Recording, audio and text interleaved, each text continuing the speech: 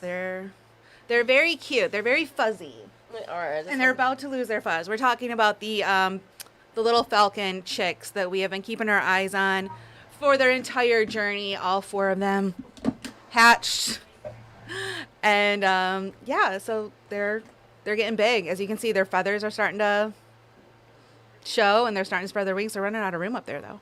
They are running out of room. Oh, he's flapping his wings. I know.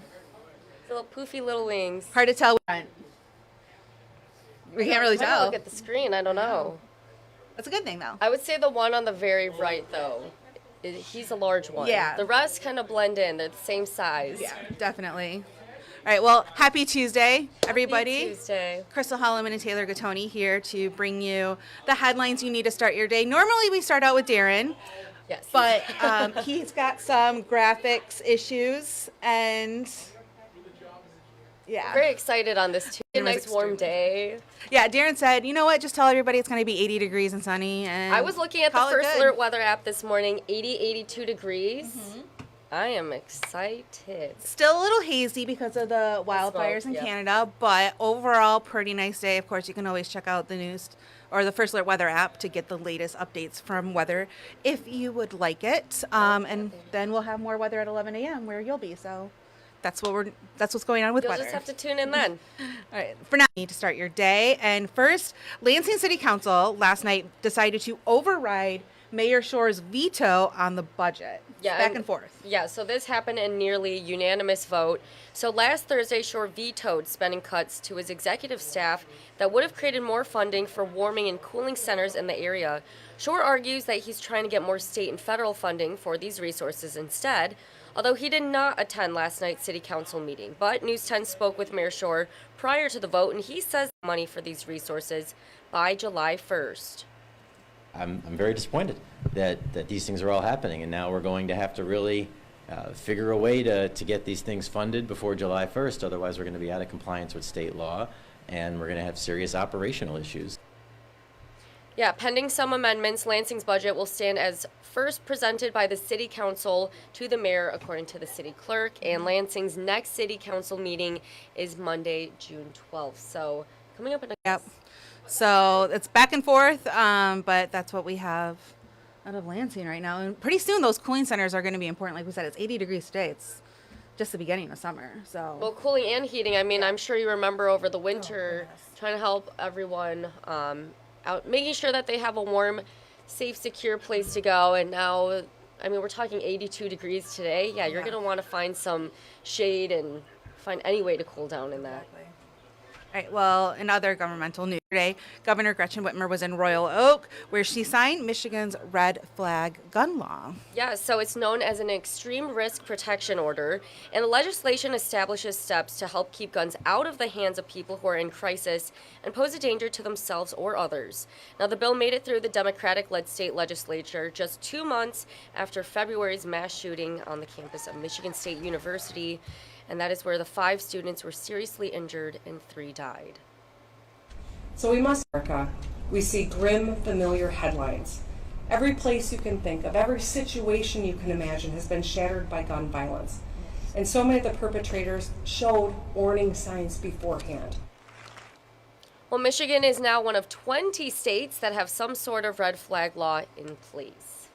And as we were just talking about, you can tell by the weather today that Memorial Day is just around the corner, and that means travel. And, lots of travel.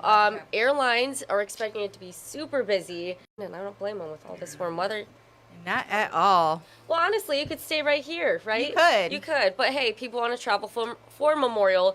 So, yeah, major airlines expect a lot of passengers. Both American and United Airlines, they anticipate serving nearly 3 million passengers each. So American Airlines, the world's largest carrier, in terms of the number of workers, has added more than 17,000 employees since 2021, just 2 years ago. And United Airlines says it has hired 7,000 new employees since they are planning for its busiest Memorial Day holiday in more than a decade. That is impressive. Wow. That is cool. That's pretty good. That's very nice good. bounce back. Oh, yeah. So last Memorial Day weekend, carriers canceled 2,500 flights due to staffing shortages. I'm sure Remember that.